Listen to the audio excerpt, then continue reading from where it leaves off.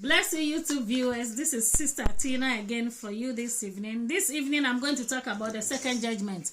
I started a new series. I did the Bema Seat of Christ, and I'm doing the Great White Throne Judgment, which is actually the fourth judgment. But I find these two very interesting, and I think if you know that, it's good. So, the second video today is the Great White Throne Judgment. It's straightforward in Revelation 20. Take your time, read it like one, read it like two. It's all there. So I'm just going to do a little exposition because sometimes we don't like reading this judgment stuff, but we need them. So God bless you. I've been drinking water. Water is very hydrating, so learn to drink pure water in between, okay? The water hydrates you. All the juices are good. They clean you, detoxify. But you need just water, okay, sometimes. Or every day, actually, at least 1 liter of just water. Okay, I'm not a doctor, but at least water. Okay, let's start on our Revelation 20.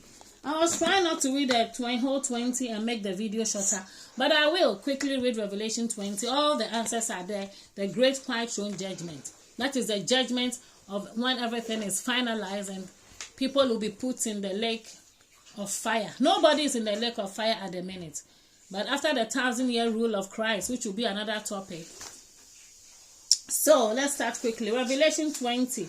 Satan bound 1,000 years. That's the topic. The first resurrection and the reign of Christ. Okay. Then I saw angel coming down from heaven. Who wrote the book of Revelation? Apostle John the Revelator. Okay. So, Revelation 20. Then I saw an angel coming down from heaven, having the key to the bottomless pit and a great white chain in his hand. He laid hold of the dragon, the serpent of old, who is the devil and Satan, and bound him for 1,000 years. And he cast him into the bottomless pit and shut him up and set a seal on him, so that he should not deceive the nations more till 1,000 years were finished. But after this, he must be released just for a short time. And I saw thrones, and they that sat on them, and judgment was committed to them. And I saw the souls of those who had been beheaded for their witness to Jesus and the word of God, who had not worshipped the beast or his image, and has not received his mark on their forehead or their hands. And they lived and ruled with Christ 1,000 years. They lived and ruled with Christ 1,000 years. So the millennium rule is telling us literally 1,000 years, where Christ is literally ruling in Jerusalem. Okay. But the rest of the dead did not live again until the 1,000 years were finished. And this is the first resurrection. The first resurrection. Okay. Blessed and holy is the one who takes part in the first resurrection. Over such the second death has no power. But they shall be priests of God and of Christ, and shall reign with Christ 1,000 years. Now then, when the 1,000 years have expired, Satan will be released from his prison and will go out to deceive the nations which are in the four corners of the earth, Gog and Magog, to gather them together to battle, whose number is as the sand of the sea. Don't forget, those who are already with Christ will be with him forever. They are glorified. They can't sin. They can't be tempted. But don't forget, during the 1,000 years of rule, when Christ came on earth with the saints and whoever was raptured, there were other people who haven't received Christ, who lived, whoever they are, I cannot tell you. But because Satan was bound, there was no temptation, there was no killing, murdering. Everybody lived in peace. Later on, we'll have other ones. When I do the millennium rule, you see how the dragon's children will be playing with the lions and the leopards. Everybody they will be eating straw. There will be so harmony in creation.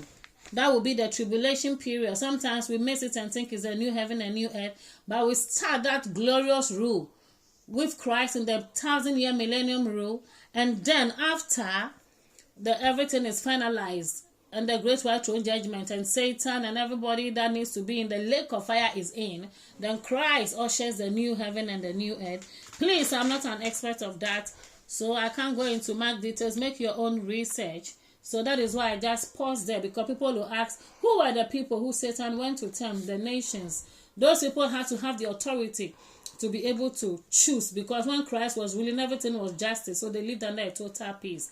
But this time, they need to be tempted by Satan. Yeah, but can you imagine people ruling 1,000 years under Christ, but still were able to rebel and deceived by Satan? Oh, human beings are amazing.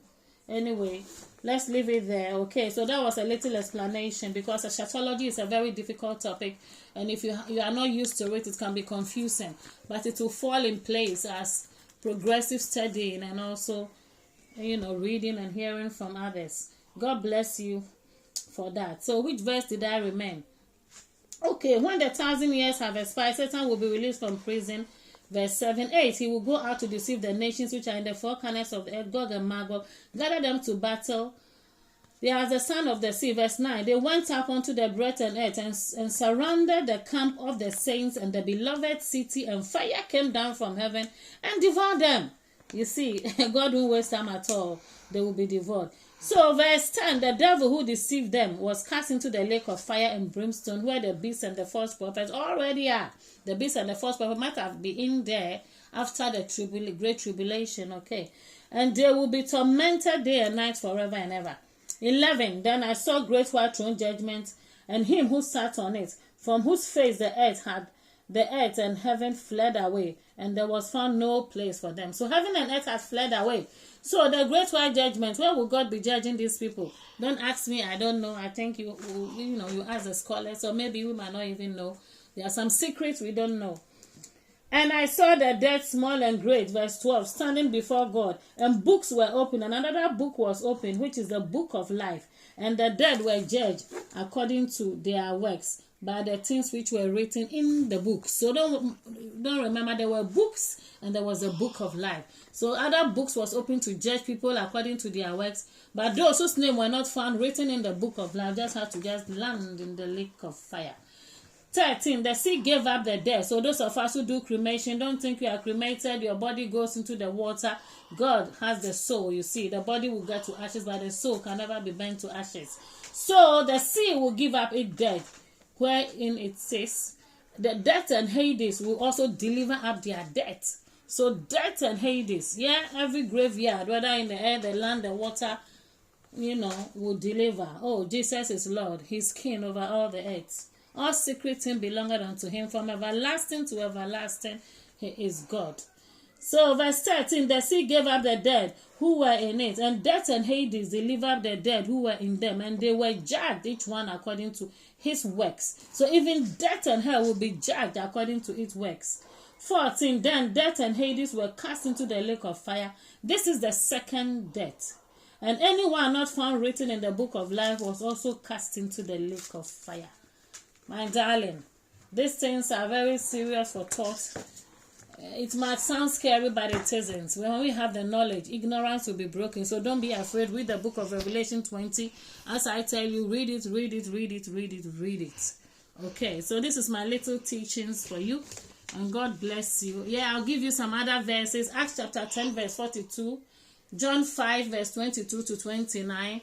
Where Jesus will be the judge of the great white throne judgment. Okay, so Jesus is the judge, the Lord of Lords and the King of Kings, and he will be the ruler in the 1,000-year millennium rule. So he's a king, he's a judge, he's a prophet, he's everything.